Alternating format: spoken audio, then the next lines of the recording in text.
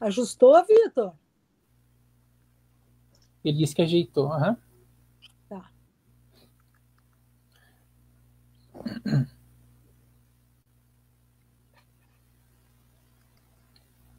Bom, então acho que a gente começando, enquanto o pessoal vai entrando, a gente vai jogando nas redes.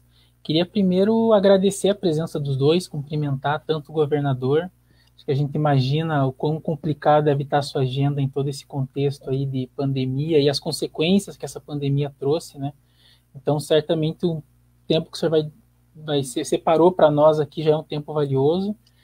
Também agradecer e cumprimentar a professora Vera, que é a nossa diretora aqui da Faculdade de Direito da UFPR, que a gente sabe também que, muito embora não estejamos tendo aulas presenciais, a carga horária talvez até aumentou, né, em razão Sim. de toda a pesquisa, a academia, a universidade em si não param. Então, a gente agradece também a presença da professora. E antes de propriamente introduzir a nossa discussão, falar um pouquinho sobre essa série de debates que a gente está iniciando a partir desse aqui. O Violações e Retrocessos vem justamente nessa perspectiva da gente conseguir promover num ambiente virtual uma série de discussões de temas atuais e que são relevantes hoje para a sociedade como um todo. Nós já, no ano passado, ainda em 2019, já fizemos uma série semelhante de maneira presencial, e agora estamos fazendo também via digital, né, em todas as plataformas, justamente para que nós consigamos fazer debates qualitativos, com informações verídicas, que é uma questão hoje muito problemática, né, que nós estamos vivendo, mas também que tenham essa perspectiva crítica sobre os assuntos. E para nós foi muito importante iniciar justamente nesse tema do Pacto Federativo. Nós, como sabemos, né, o nosso país é uma república federativa, mas nós sabemos que esse pacto ele se transmutou ao longo do tempo. Se nós pegarmos fundamentalmente a partir da Constituição de 88, nós tivemos períodos muito distintos acerca de como esse pacto funcionou. Ora, momentos talvez de uma centralização excessiva por parte do Executivo Federal em relação aos entes, aos estados, ora, como para muitos tem acontecido nesse contexto, um esvaziamento do poder executivo federal e um crescimento tanto dos governadores quanto também do legislativo federal, da Câmara e do Senado. Então é nesse contexto todo que para nós é importante iniciar essa série de debates a partir desse tema do pacto. Acho que iniciando primeiramente com a fala da professora Vera e na sequência com a fala do governador Flávio Dino, para que nós possamos ter aí inicialmente um panorama daquilo que vocês acreditam acerca desse tema, talvez um resgate até esse momento, o que vocês veem acerca da situação que o nosso país vive hoje acerca do Pacto Federativo. Então, também não nos prolongando muito, já passo a palavra para a professora Vera, agradecendo mais uma vez a presença. Então, boa tarde a todos, a todas. Gostaria de saudar o Vitor e o Matheus, lideranças estudantis importantes e que têm capitaneado esse projeto. Gostaria de saudar também o governador Flávio Dino. Eu sou uma admiradora pessoal da sua gestão à frente do governo do Maranhão, e também saudá-lo como colega, professor de Direito Constitucional da UFMA, onde eu já estive, tenho uma enorme admiração. Então, o federalismo brasileiro ele sempre foi um arranjo difícil, e assim também a sua combinação com a forma republicana. Né? O José Murilo de Carvalho, que é um historiador, ele diz que o principal objetivo do movimento republicano era o federalismo, não exatamente a liberdade, as liberdades. Isso porque o Estado brasileiro ele sempre foi tendente a uma centralização e concentração de poder, e quando ele não foi, e quando essa concentração e centralização não aconteceu, não foi por motivos exatamente republicanos. Então, o Brasil tem convivido com uma variedade de arranjos federativos em períodos de autoritarismo e de democracia. Eu não saberia definir que momento é esse que nós estamos vivendo, mas a gente está num limiar muito delicado entre a democracia e o autoritarismo. Então, o federalismo ele tem a dimensão do seu desenho constitucional, porque vem da Constituição, o seu desenho, não há como negar, e também a dimensão territorial do poder. Né? Essas duas dimensões, o desenho constitucional e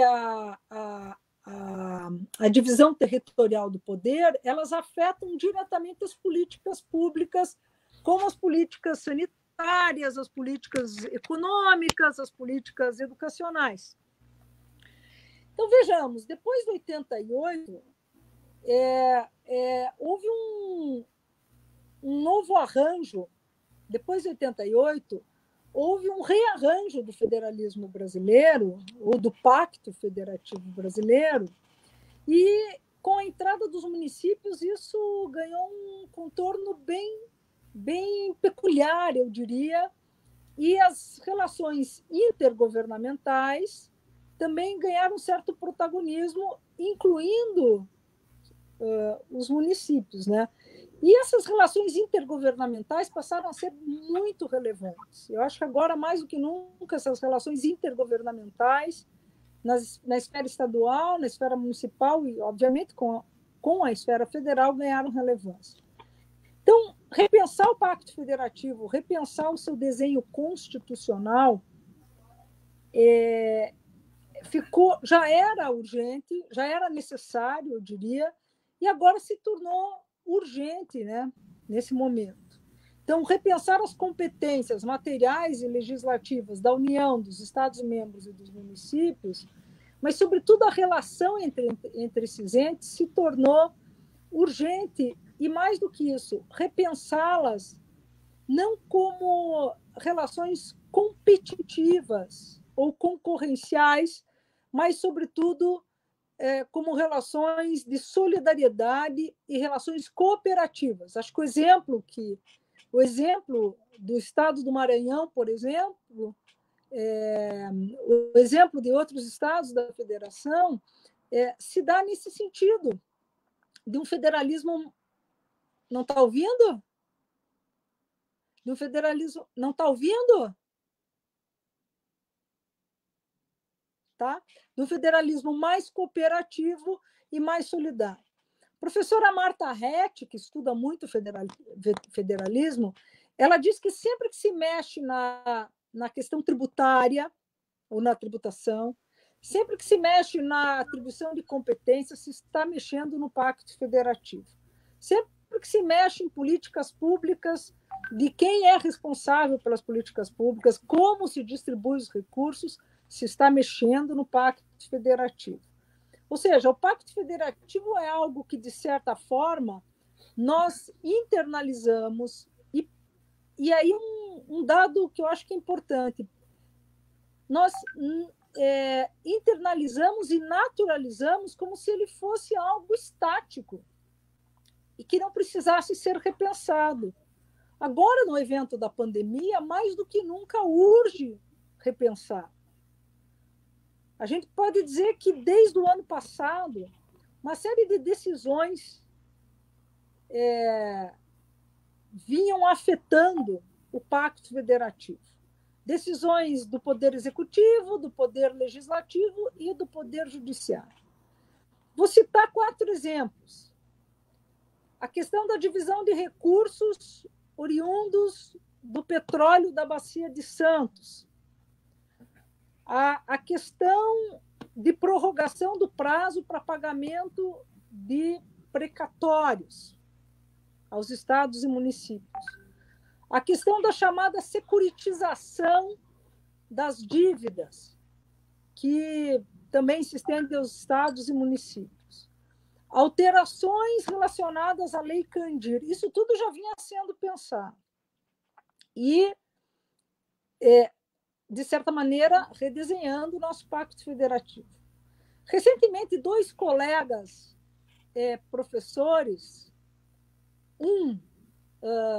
da Faculdade de Direito aqui da Federal do Paraná, outro do Instituto Federal do Paraná, os professores Miguel Godoy e José Arthur Castilho, publicaram no Jota, semana passada, uma matéria, um artigo, falando de decisões do STF que afetam o Pacto Federativo e propõem um novo encaminhamento, não é?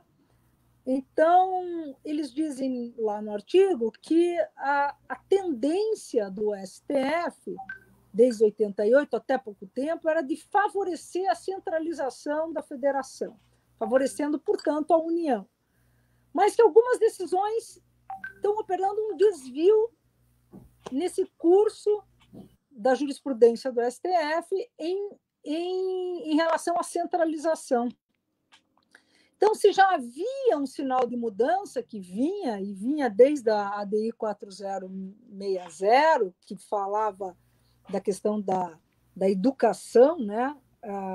Que poderia o Estado limitar o número de alunos, e que essa era uma medida constitucional. Agora, com o evento da pandemia, houve uma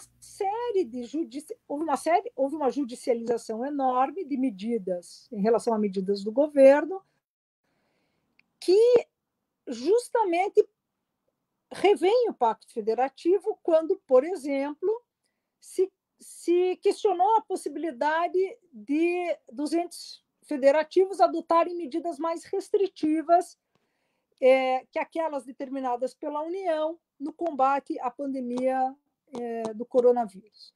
Então, houve uma medida cautelar deferida na ADI 6341, nesse sentido.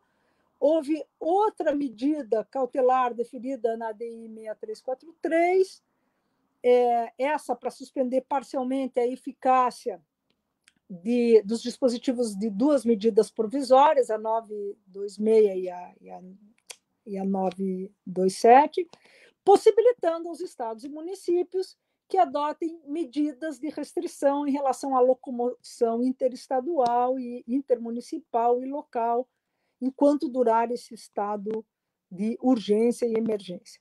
Ou seja, e aqui eu já vou concluindo, nós estamos em um momento em que as emergências e as urgências se impõem, tendo em vista tanto as recomendações dos organismos internacionais, como a OMS, como também da comunidade nacional e internacional de cientistas, e que afetam sobremaneira o Pacto Federativo. É mais do que o momento do próprio governo federal se dar conta da necessidade de um federalismo mais cooperativo e menos concorrencial, eu diria, que já vinha se impondo e agora se impõe mais ainda. É claro que não estou dizendo que se deve descumprir a Constituição. O que se deve fazer é interpretar a Constituição à sua melhor luz em relação ao federalismo. E interpretá-la à sua melhor luz em relação ao federalismo, sobretudo nesse momento de urgências e emergências, é exatamente ler o federalismo a partir de uma perspectiva cooperativa, né? E isso significa, ao meu ver, a descentralização de uma série de medidas para que se possa, de uma maneira coordenada, cooperativa, vencer essa pandemia e tudo que ela traz como consequência. Então, eram essas minhas considerações, eu agradeço demais, é uma honra estar aqui junto com o governador Flávio Dino, realmente é uma oportunidade muito, muito cara para mim. Obrigada. Obrigado, professora. Nós te agradecemos a sua presença, acho que é sempre muito importante e gratificante ouvir a senhora também, e desde já passo a palavra para o governador Flávio Dino também. Cumprimentar você, Matheus, Vitor também, dizer da minha alegria de aprender um pouco com a professora Vera. Muito obrigado, professora, pela gentileza. Minha alegria de poder falar com todos e todas. E exatamente alcanço o ponto inicial da minha fala na ligação do que a professora Vera, por último, afirmou, quanto à necessidade de afirmação de um conceito que data, essencialmente, do século XX, do federalismo cooperativo por sobre concepções mais tradicionais do federalismo dual ou federalismo competitivo. Essa ideia se atualiza muito fortemente no atual contexto, uma vez que nós temos fatos atuais que levam que esta noção se reafirme, a noção do federalismo cooperativo. Nós sabemos todos que a Constituição é um documento de organização do poder do Estado, mas, sobretudo, uma técnica de limitação deste mesmo poder. Organizar para limitá-lo. Organizá-lo, portanto, com uma teleologia muito nítida, de garantir que não haja arbítrio, não haja despotismo. E, para isso, ao longo dos séculos, na trajetória do constitucionalismo, foram sendo construídas várias instituições. Uma delas é a forma federativa do Estado. Nós temos um retrato mais nítido desse acervo de instrumentos de limitação do poder do Estado, exatamente no núcleo irreformável da Constituição, as ditas cláusulas pétreas inscritas no artigo 60, parágrafo 4º.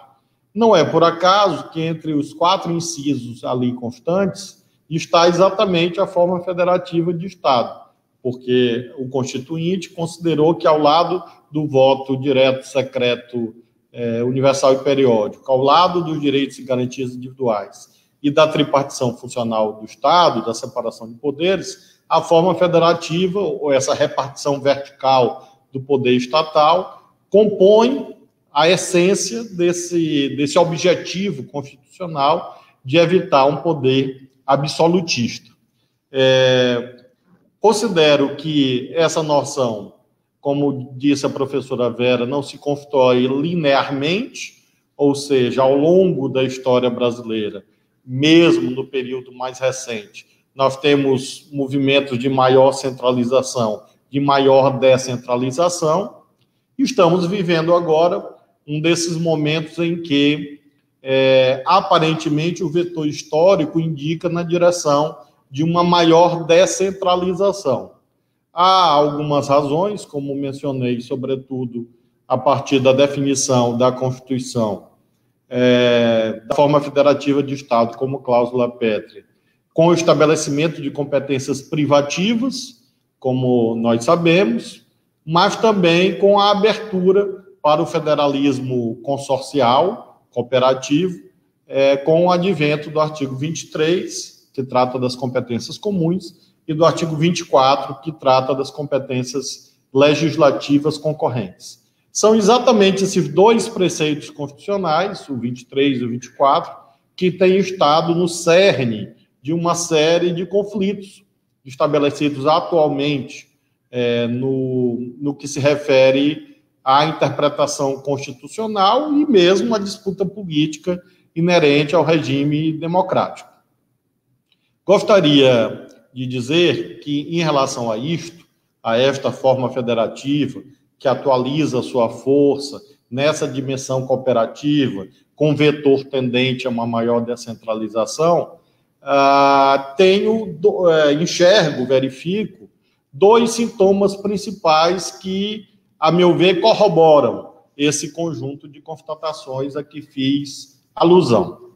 O primeiro aspecto, o primeiro sintoma a corroborar as minhas afirmações, diz respeito à perspectiva democrática. Ou seja, como nós estamos diante de um déspota pouco esclarecido ou nada esclarecido, que é o atual presidente da República, uma das técnicas que o Poder Judiciário, que os estados, os municípios, têm se valido para evitar que esse poder despótico se consolide no nosso país, tem sido exatamente a afirmação da ideia de federação. Nós estamos vendo isto agora nesse contexto da crise sanitária. O que nós vimos concretamente? O estabelecimento de uma premissa única no mundo, negacionista, segundo a qual o coronavírus seria algo menor, uma gripezinha, algo sem importância. Isso explica um sem número de omissões ou de decisões equivocadas, a partir desta premissa que foi erguida de modo arbitrário pelo Poder Executivo Federal a partir das concepções singulares do seu chefe, do chefe do Poder Executivo Federal. Os estados, principalmente, também os municípios, mas sobretudo os estados, se viram, portanto, na contingência de terem que ocupar esse lugar, ou seja, de garantirem que houvesse o exercício de competências com base exatamente no dito artigo 23 da Constituição, no seu inciso 2º, que trata da proteção à saúde, para suprir esta lacuna, este vazio constitucional deixado pelo Poder Executivo Federal em razão da sua premissa, chamemos assim, entre aspas, filosófica. Como ele adotou esta premissa, isto fez com que os estados exercessem uma competência normativa plena, à semelhança do que os parágrafos do artigo 24 falam em relação à competência legislativa, que tratam exatamente que, na ausência de normas gerais, os estados têm uma competência supletiva integral, exatamente porque você não tem o exercício das competências federais. Cruzando, portanto, esse catálogo de possibilidades que os parágrafos do artigo 24 trazem com as competências do 23, nós editamos uma série de decretos sobre atividades essenciais, normas sanitárias, etc. O governo federal divergiu disto e foi ao Supremo.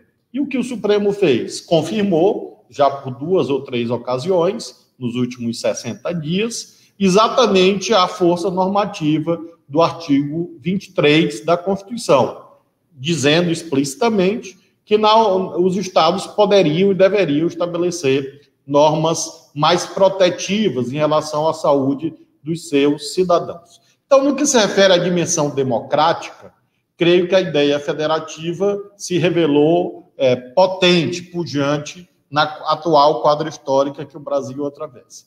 Finalmente, no que se refere ao aspecto prestacional, que é o segundo aspecto a que fiz alusão. O aspecto democrático, mais orgânico, digamos assim. O segundo aspecto, o aspecto mais prestacional. Ora, nós estamos vendo que se não fosse a técnica mais antiga, falando do regime constitucional de 88, que nós temos de exercício compartilhado de competências, milhões de pessoas estariam doentes e centenas de milhares já teriam morrido a essas alturas.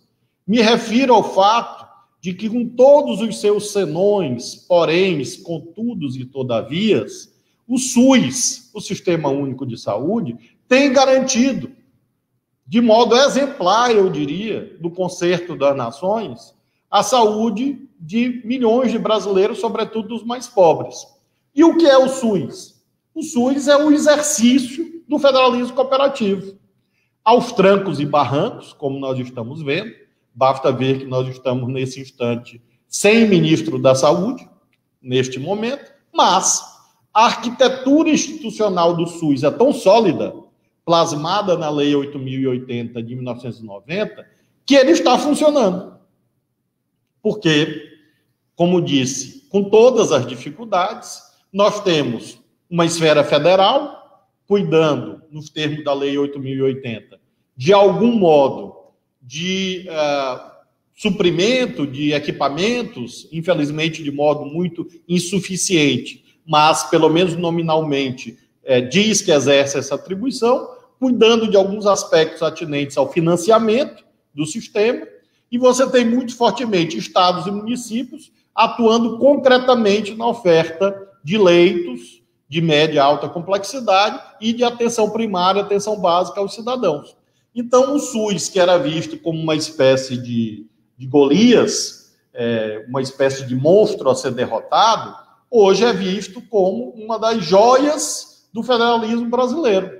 Não significa dizer que ele é perfeito, muito ao contrário, mas não há dúvida que seria muito pior sem ele. E dou este depoimento como alguém que está concretamente, já mais de 2 meses, de domingo a domingo, lidando com isto e vendo que seria muito pior se nós não tivéssemos o SUS, se, por exemplo, no ano passado, tivessem saído vitoriosas as exóticas teses de substituí-lo por um sistema de vouchers, em que cada cidadão teria uma espécie de ticket, de vale, um voucher, e que iria, a estas alturas, vagar pelas ruas brasileiras, tentando ter acesso a serviços privados de saúde, e não conseguiria.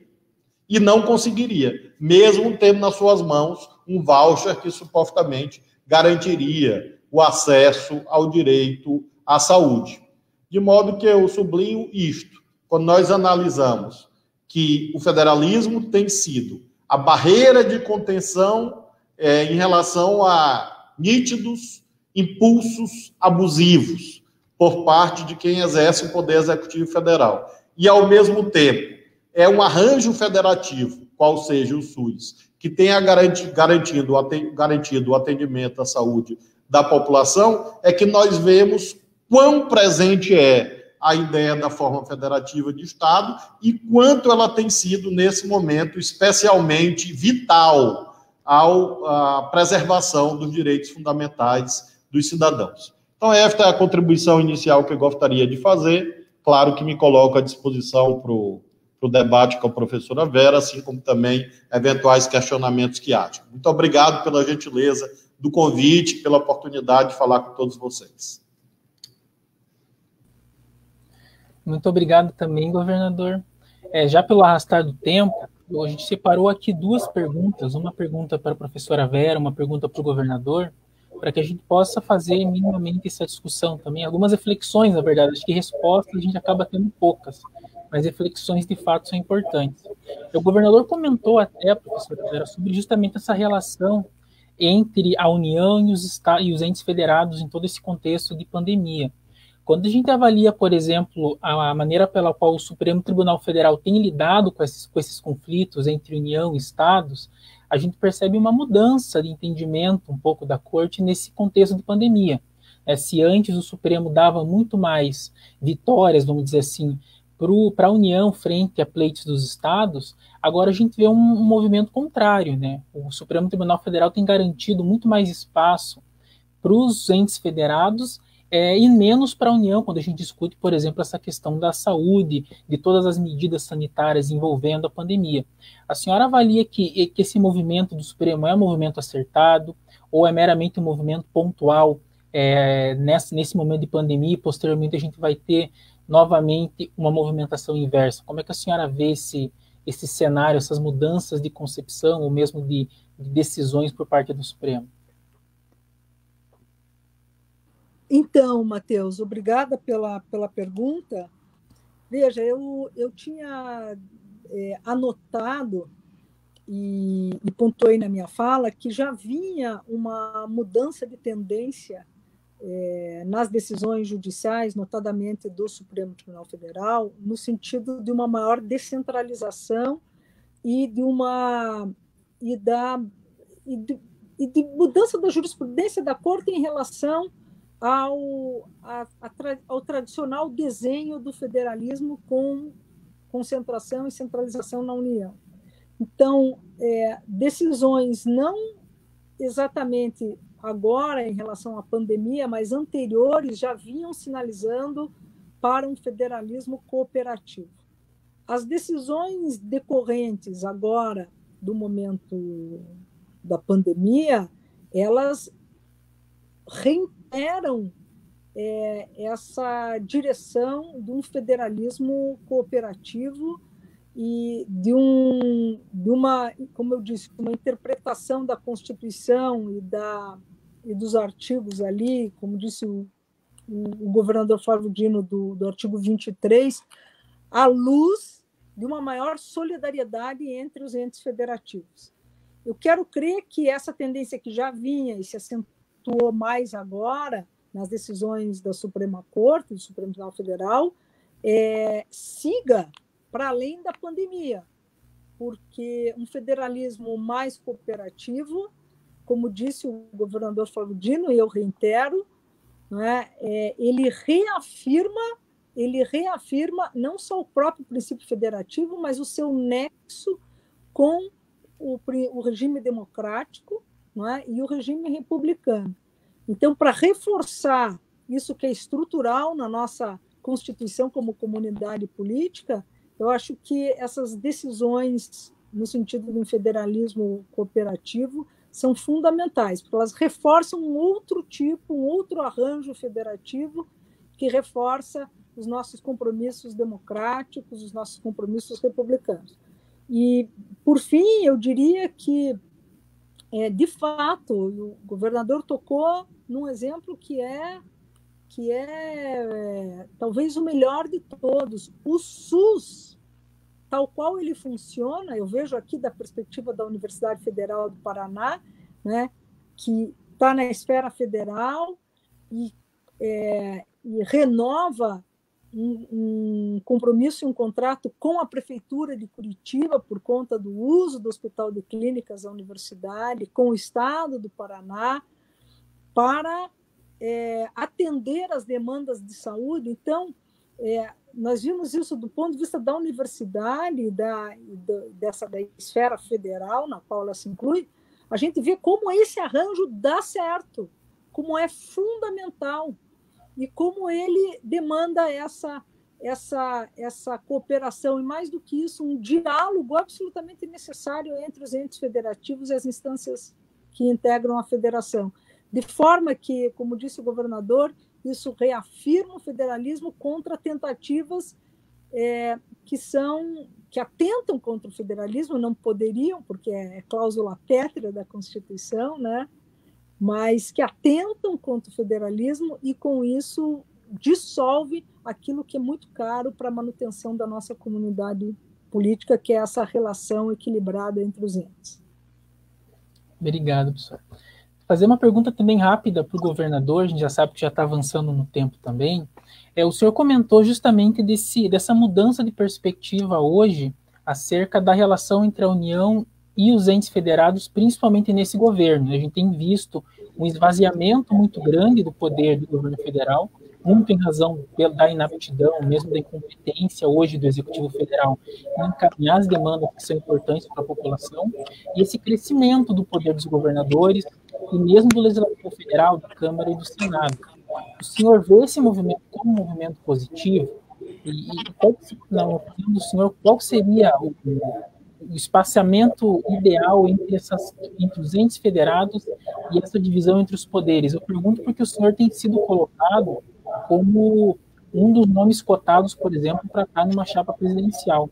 E a gente sabe que certamente a instituição Presidência da República tem um papel central na definição desse federalismo brasileiro. Então eu queria ouvir também um pouquinho o senhor sobre essa relação, se o senhor acredita que de fato a gente está caminhando por um bom caminho, ou se alguns ajustes, mudanças seriam necessárias nesse federalismo brasileiro. Primeiro, eu acho que considero, como a professora Vera mencionou, que nós temos um processo em curso, claro, com seu dinamismo, de modo que não é possível afirmar certezas, mas verificar tendências. E eu considero que nós temos uma tendência de que a comunidade dos intérpretes, sobretudo o Supremo, nesse momento, extraia da forma federativa de Estado essas ideias de cooperação, de descentralização, com mais força do que alguns anos atrás. Essa tendência já vinha se verificando anteriormente à pandemia. Creio que a pandemia do coronavírus reforçou isto. Mas, recentemente, eu tive a necessidade de exercer o chamado controle preventivo de constitucionalidade das leis, no que se refere à sanção ou veto de um projeto de lei estadual tratando de mensalidades escolares. E verifiquei que este trânsito jurisprudencial já existia em relação a este tema, uma vez que pode ser lido de forma a considerar que é um tema de direito civil, um contrato, e, portanto, de competência privativa da União, à luz do artigo 22, ou pode ser lido pela ótica da legislação consumerista e, portanto, inserido no rol do artigo 24. A mesma coisa se dá em relação a normas atinentes a atendimento em instituições financeiras, em que os bancos sempre sustentaram que isso seria a competência privativa da União e que os estados não poderiam legislar sobre o tema. No que se refere a mensalidades escolares, o Supremo inicialmente afirmava com muita nitidez que o legislador estadual não poderia interferir na dinâmica ou na economia interna de contratos, porque isso afetaria a esfera do direito civil, portanto, reservado ao Congresso Nacional como o poder legislativo da União. E, mais recentemente, já há uma flexibilização no sentido de olhar essas legislações estaduais sob a ótica do artigo 24. Então, considero mesmo que é uma tendência, ainda mais porque creio que quando há um impulso muito autoritário na sociedade, as respostas institucionais têm que se adequar a este impulso, exatamente para possibilitar os freios e contrapesos. Então, como nós vivemos uma quadra histórica, talvez em nível internacional, inclusive, não só no Brasil, em que as formas autoritárias emergem com muita força, é preciso reforçar as barreiras de contenção, exatamente para não concentrar o poder na mão de um só, confirmando a máxima aristotélica de que o governo moderado sempre é superior ao governo imoderado.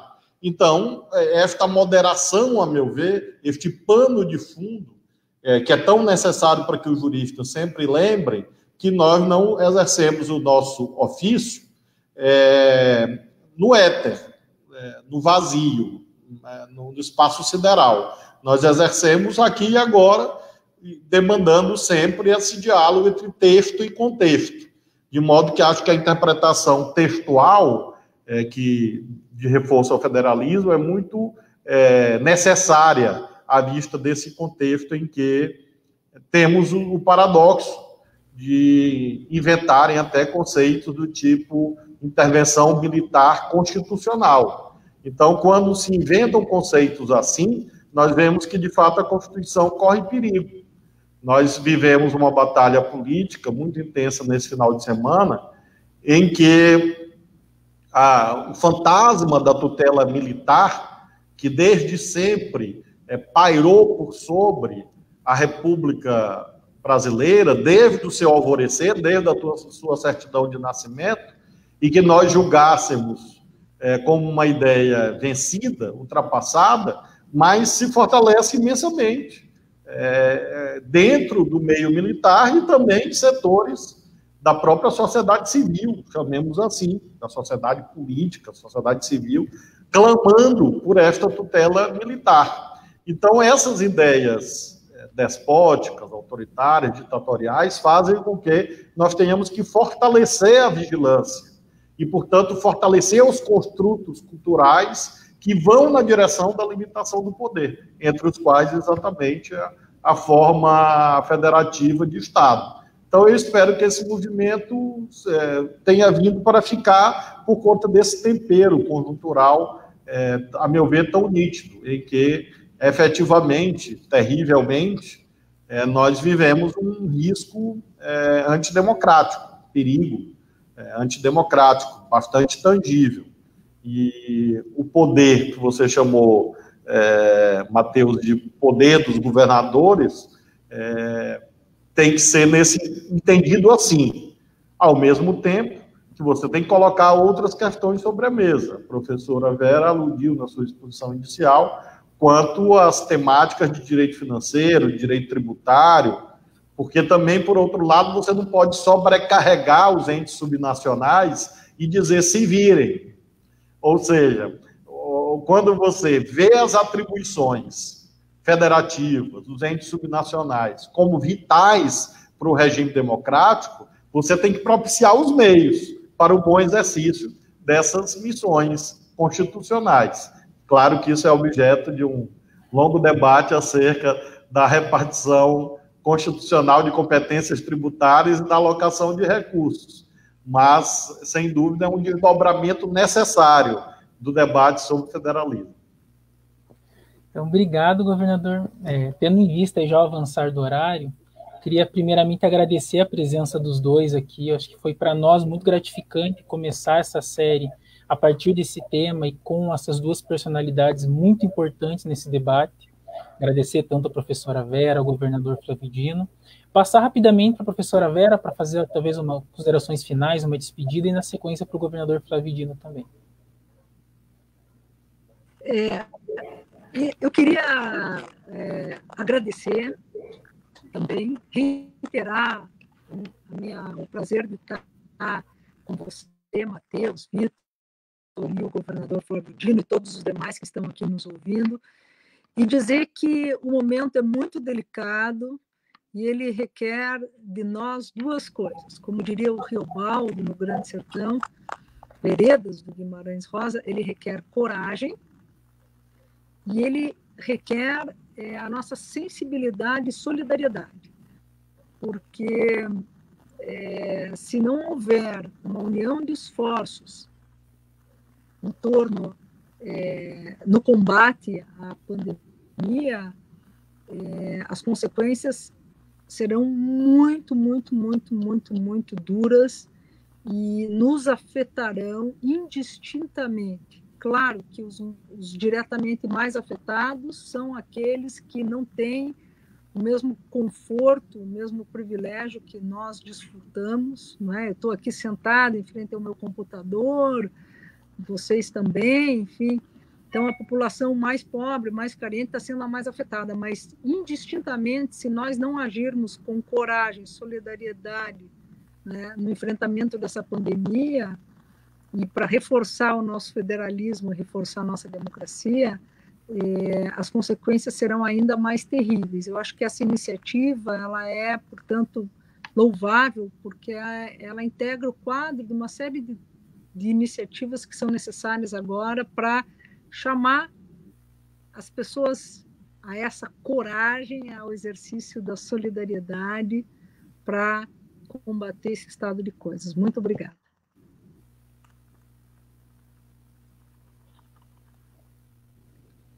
Passo já para o governador também.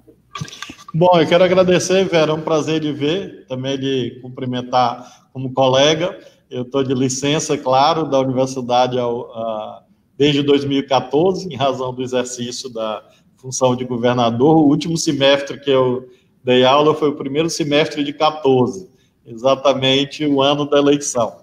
E de lá para cá, infelizmente, estou um pouco, como eu brinco sempre, eu sou um professor em desvio de função, temporariamente.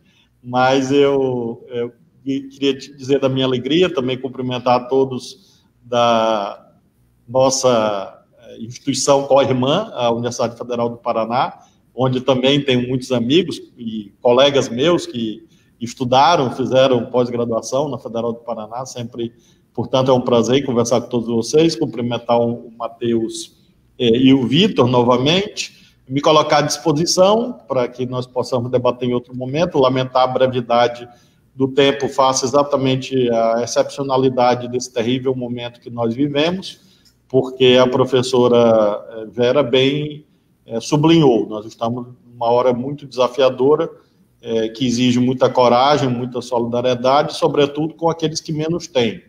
É hora do princípio da soberania dos mais pobres emergir com muito mais força, uma vez que se não houver esta compreensão, as terríveis desigualdades sociais e regionais no nosso país vão se fazer sentir com mais nitidez ainda do que já está se fazendo sentir. Basta olhar as estatísticas sanitárias para entender como os mais pobres tendem a ser sempre mais vítimas do que aqueles que têm acesso pleno aos seus direitos, porque podem por eles pagar.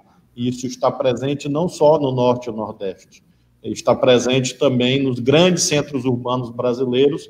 Basta estratificar o perfil das vítimas na cidade de São Paulo para entender como isto está terrivelmente acontecendo, e este é o maior desafio para nós, juristas, profissionais, estudantes de direito, sempre entender como a Constituição não é apartado disto, é uma peça viva de consecução dessas metas que a própria Constituição enuncia no artigo 3º como os seus objetivos fundamentais. cumprimentar vocês por organizarem essa live. Eu sou profundamente humanista e acredito sempre, portanto, no engenho humano como capaz de vencer qualquer dificuldade, mesmo os terríveis males que nós temos nesse momento. E a afirmação das lives é uma dessas provas, de que o engenho humano encontra compensações, por exemplo, para o terrível e triste distanciamento social. As lives acabaram virando, nesse período, mais do que um modismo, acabaram virando uma forma de sobrevivência, uma forma de nós não estarmos tão isolados, tão insulados, tão abandonados nesse momento de tantas dificuldades. Por isso, cumprimento a vocês, e quando tudo isso passar, venham visitar o Maranhão. Muito obrigado. Um abraço. Obrigado. Novamente agradeço a presença dos dois, agradeço todos e todas que acompanharam essa live, e deixo desde já o convite para acompanhar essa série que começa hoje e que vai se prolongar aí nesses próximos meses. Muito obrigado a todos.